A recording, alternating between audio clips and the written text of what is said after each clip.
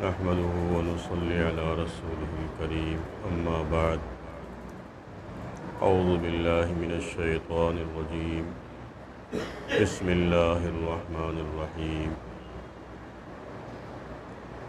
ولا تطع كل حلاف مهين هماز مشاء بنميم مناع للخير معتد أثيم صدق اللہ العظیم۔ میرے بھائیوں، اللہ تعالیٰ نے اپنے بندوں کو بہت سی نعمتوں سے نوازا،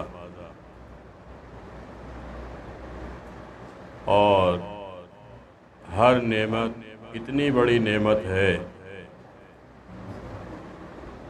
کہ اس کی کوئی نظیر نہیں، اس کی کوئی مثال نہیں، اس نعمت کا کوئی ثانی نہیں۔ ایک ایک چیز کو اللہ تعالیٰ نے اتنا قیمتی بنایا کہ اگر انسان عبرت کی نظر سے، عبرت کی نگاہ سے دیکھے تو اسے کسی نصیحت کی اور کسی خطاب کی ضرورت نہیں ہے۔ مثلا اگر آپ دیکھیں کہ اللہ تعالیٰ نے جن کو آنکھیں دی ہیں وہ اس نعمت کا محاسبہ کریں اور دیکھیں، اور اس نعمت کی قدر ان سے پوچھیں کہ جن کی آنکھیں نہیں ہیں کہ یہ کتنی بڑی دولت ہے اور کتنی بڑی نعمت ہے۔ کہنا بہت آسان ہے، سننا بہت آسان ہے، لیکن اگر بات کی گہرائی میں آپ جائیں اور آپ اس بات کو سوچ لیں اور عبرت حاصل کریں تو آپ کے لیے کسی وعظ و نصیحت کی ضرورت نہیں ہے۔ آپ کا سر سجدے میں جھک جائے گا کہ واقعی اللہ تعالیٰ نے ہمیں کتنی بڑی نعمت دے رکھی ہے۔ جن کی قوت سماعت نہیں ہے یا ختم ہو گئی ہے، یعنی کان نہیں ہے، اس نعمت کی قدر ان سے معلوم کرو کہ کتنی بڑی نعمت ہے۔ آپ آرام سے سنتے ہیں، آرام سے دیکھتے ہیں۔ جن کے دو ہاتھ نہیں ہیں، آپ معلوم کریں ان سے کہ یہ کتنی بڑی نعمت ہے۔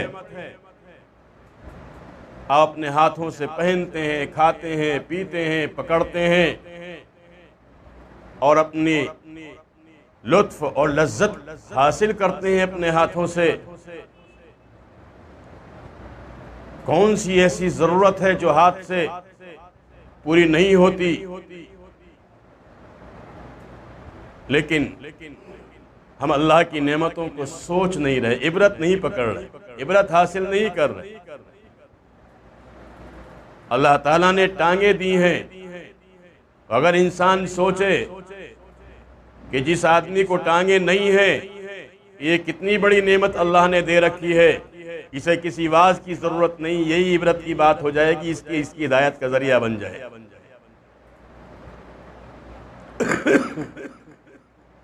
اسی طریقے سے اللہ تعالیٰ نے صحت دے رکھی ہے، اولاد دے رکھی ہے، مال و دولت دیا ہے، تو اگر ہم اس نعمت کو نعمت نہیں سمجھ رہے، اس کا شکر ادا نہیں کر رہے، تو اللہ تعالیٰ چھین لے گا، اس لیے کہ وہ دینے پر بھی قادر ہے، لینے پر بھی قادر ہے۔ لَإِن شَكَرْتُمْ لَأَزِيدَنَّكُمْ وَلَئِن كَفَرْتُمْ إِنَّ عَذَابِي لَشَدِيدٌ۔ تم ہماری نعمتوں کا شکر ادا کرو گے تو ہم اپنی نعمتوں میں اضافہ کر دیں گے، بڑھا دیں گے، اور تم ناشکری کرو گے تو ہم اپنا عذاب بھیج دیں گے اور اپنی نعمتوں کو چھین لیں گے۔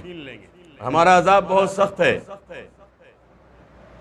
میرے بھائیوں، میرے بزرگوں، معاملات کے اعتبار سے اگر آج آپ نظر ڈالیں مسلمانوں میں، مسلمانوں کے سماج میں، معاشرے میں، گھریلو اعتبار سے، تو معاملات کے اعتبار سے زیرو ملیں گے۔ معاملات اچھے نہیں ہیں، بھائی بھائی کو نہیں دیکھ رہا ہے، بیٹا باپ کی نافرمانی کر رہا ہے، اس کا حق ادا نہیں کر رہا ہے، ماں باپ اولاد کا حق ادا نہیں کر رہا ہے، پڑوسی پڑوسی کا حق ادا نہیں کر رہا ہے، رشتہ دار کا حق ادا نہیں کر رہا ہے۔ نہیں دیوالیہ نکلا ہوا ہے معاملات کا، آپس میں معاملات کرتے ہوئے آدمی گھبرا رہا ہے کہ یہ معاملات پہ کھرا اترے گا کہ نہیں اترے گا۔ میرے دوستو، ہم رات دن نمازیں پڑھتے رہیں، ذکر و اذکار کرتے رہیں، تلاوت کرتے رہیں اور لوگوں کا حق مارتے رہیں، کوئی فائدہ نہیں، لوگوں کا دل دکھاتے رہیں، کوئی فائدہ نہیں۔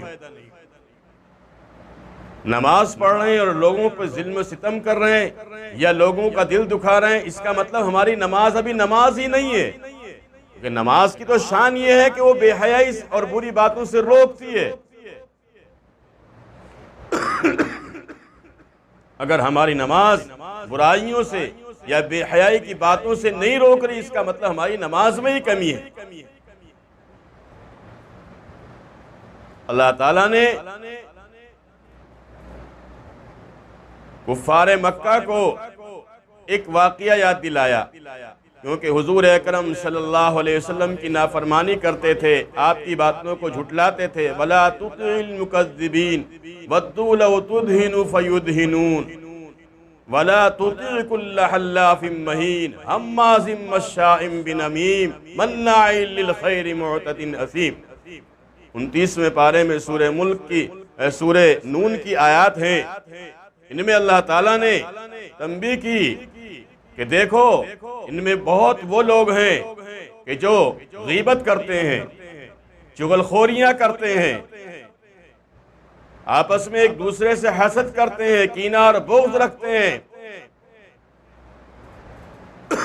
میرے محبوب کو بھی ستاتے ہیں، طرح طرح کے الزامات لگاتے ہیں۔ میرے دوستو، اللہ تعالیٰ نے فرمایا کہ اگر تم نعمت کی قدر نہیں کرو گے تو ہم تمہارا وہ حال کریں گے جو باغ والوں کا حال کیا تھا۔ باغ والوں کا حال کیا ہے؟ حضرت عیسیٰ علیہ السلام کے بعد کا واقعہ ہے، جس کو قرآن نے بیان کیا کہ ایک آدمی بہت متقی اور پرہیزگار تھا، بہت ہی اللہ والا تھا، اور اتنا اللہ والا تھا کہ اس کے اللہ تعالیٰ نے بہت اس کو کھیتی باڑی باغات دیے تھے۔ جو وہ کھیتی باڑی ہوتی تھی تو اس میں سے وہ اتنا نکالتا تھا کہ فقیر فقراء جو ہے وہ پہلے ہی اس کے یہاں آ کے بیٹھ جایا کرتے تھے۔ کھیتوں میں گاتے ہیں نا اناج غلہ وغیرہ، اس کے تعلق سے یہ تھا، مفسرین نے لکھا ہے کہ جو دانہ بھوسے کے ساتھ نکل جاتا تھا وہ اس کو اپنی طرف نہیں لاتا تھا، بلکہ وہیں سے اس کو چھان پھٹک کر کے اور غربا میں وہیں تقسیم کیا کرتا تھا۔ جو باغات میں پھل ٹوٹتے تھے یا توڑا کرتے تھے، اگر کوئی پھل نیچے گر گیا تو اس کو اپنے مال میں نہیں رکھتا تھا، بلکہ اس کو اٹھاتا تھا فقیر فقراء میں تقسیم کر دیا کرتا تھا۔ اور جو ویسے حساب کے اعتبار سے بیٹھتا تھا وہ خوب ان کی مدد کیا کرتا تھا۔ یعنی پھل ٹوٹتے سمے یا فصل کاٹتے سمے فقیر فقراء کو اتنا اندازہ تھا کہ وہ آ جایا کرتے تھے کہ اب ہماری مدد ہوگی۔ تو اللہ تعالیٰ نے اس کے مال میں اتنا اضافہ کیا، اتنا خوب اضافہ کیا۔ اللہ کے نام پہ خرچ کرنے سے کبھی مال گھٹتا نہیں ہے، جیسے علم خرچ کرنے سے، علم کو دوسروں کو پڑھانے سے علم کم نہیں ہوتا، اسی طرح سے مال خرچ کرنے سے کبھی کم نہیں ہوتا، یاد رکھنا۔ اگر کم ہوا کرتا تو میرے دوستو کوئی زکوٰۃ نہ دیتا، کوئی صدقہ نہ کرتا، کوئی خیرات نہ کرتا، لیکن اللہ نے کہا جتنا صدقہ خیرات کرو گے، زکوٰۃ نکالو گے، ہم اتنا ہی اضافہ کریں گے۔ واللہ یضاعف لمن یشاء، ہم جتنا چاہیں گے اضافہ کر دیں گے، ہم کسی کے محتاج نہیں، اللہ تعالیٰ تو کسی کا محتاج ہے ہی نہیں۔ کچھ وقت کے بعد اس آدمی کا انتقال ہو جاتا ہے، اس نیک بخت انسان کا انتقال ہو گیا۔ اس کے لڑکوں نے، مختصر کہہ رہا ہوں، اس کے لڑکوں نے آپس میں مشورہ کیا کہ ہمارا تو اہل و عیال بہت بڑھ گیا ہے، خاندان والے بڑھ گئے ہیں، ہمارا باپ پتہ نہیں پاگل ہو گیا تھا، کیا ہو گیا تھا، اتنا لوگوں میں تقسیم کرتا تھا، لہٰذا اب ہم جو ہے وہ تقسیم نہیں کریں گے۔ فقیر فقراء کو نہیں دیں گے۔ اور انہوں نے یہ سوچا کہ جب ہماری فصل تیار ہو جائے گی، پھل تیار ہو جائیں گے، تو فقیر فقراء چونکہ آئیں گے وقت پر، تو ہم ایسا کریں گے رات ہی میں، یعنی صبح ہونے سے پہلے پہلے اپنی فصل کاٹ لائیں گے، پھل توڑ کے لے آئیں گے، اور وہ دیکھیں گے تو وہاں کچھ بھی نہیں ملے گا، لہذا ہم کسی کی مدد نہیں کریں گے، اپنے بیوی بچوں کو اپنے اوپر خرچ کریں گے۔ بات تو لمبی ہے لیکن مختصر کہہ رہا ہوں، ان لوگوں نے ایسا ہی کیا۔ ایک بھائی ان میں نیک تھا، اس نے کہا کہ بھئی ایسا مت کرو، اس کی برکات بہت ہے خرچ کرنے کی، ہمارے والد محترم اتنا خرچ کیا کرتے تھے، بتاؤ کبھی کمی تو نہیں آئی؟ لیکن سب بھائی ایک طرف ہو گئے تو اس کی چل نہیں پائی، وہ بھی انہی کے ساتھ ہو گیا۔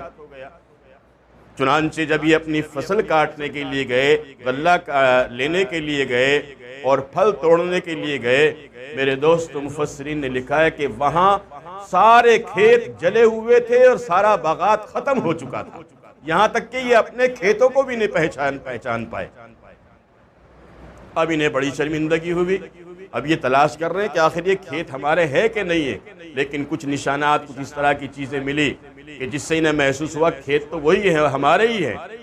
پھر انہیں اپنے کیے پر شرمندگی ہوئی اور انہوں نے کہا کہ ہم نے جو ہے غریبوں کا حق مارا، اپنے بھائیوں کا حق مارا، ہم نے یتیموں مسکینوں بیواؤں کا حق مارا، یا ہم نے ان لوگوں کا کہ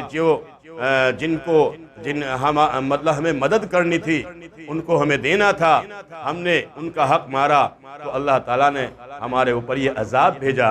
میرے دوست اور بزرگوں، میں عرض کرنا چاہتا ہوں، یہ بھی ایک اخلاقیات اور معاملات میں سے ہے کہ اگر ہمیں اللہ تعالیٰ نے دیا ہے، ہمارا پڑوسی بھوکا ہے اور ہم نے اس کو نہیں دیا، تو وہ کھانا ہمارا حرام ہو جائے۔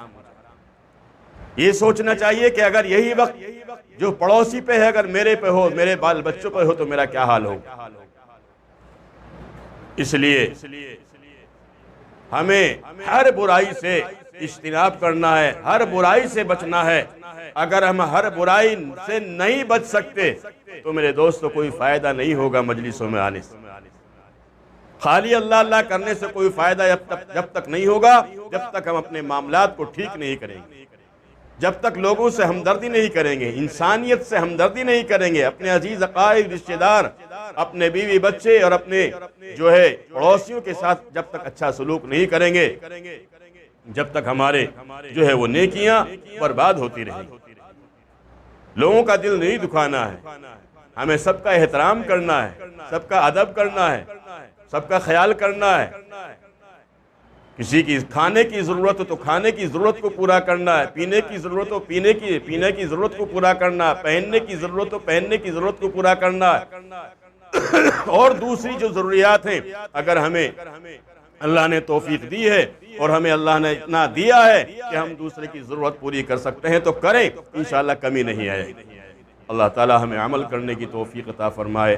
خداوند کریم ہم سب کو انسانیت جو ہے زندہ کرنے کی توفیق عطا فرمائے، اور ہم سب کو ملک و ملت کی خدمات کرنے کی توفیق عطا فرمائے، اور اللہ تعالیٰ سب کے کاروبار میں دن دونی رات چوگنی ترقی عطا فرمائے، سب کی پریشانیوں کو اللہ تعالیٰ دور فرمائے۔ وآخر دعوانا الحمدللہ۔